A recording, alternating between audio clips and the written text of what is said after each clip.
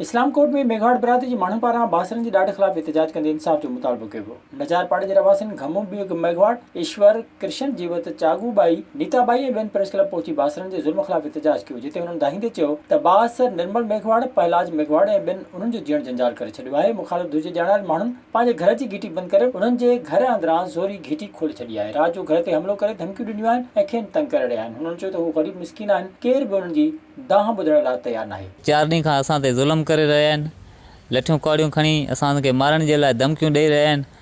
असां जी गैर मौजूदगी में जेको असांजे ॿारनि बचनि खे बि जेको धमकियूं ॾेई रहिया आहिनि, उबांगड़ियूं करे रहिया आहिनि। कौड़े न ठिकणे पे बेटा आहीं, मारण लाइ तयारु आहिनि, लॾे जाओ, पर ॾाढो असांजो आहे, पंहिंजो कंहिं कोन्हे, असां त मजबूर आहे, कहण जाऊं असां न कहंदा रात राय लॾे जाओ, रात कारी रासी कहण जाऊं लॾे, असां ने दुख ॾे छॾियो आहे। हुननि मुतालबो कयो आहे त हुन सां ॾाढाई जो नोटिस वठी हुन सां इंसाफ़ कयो वञे।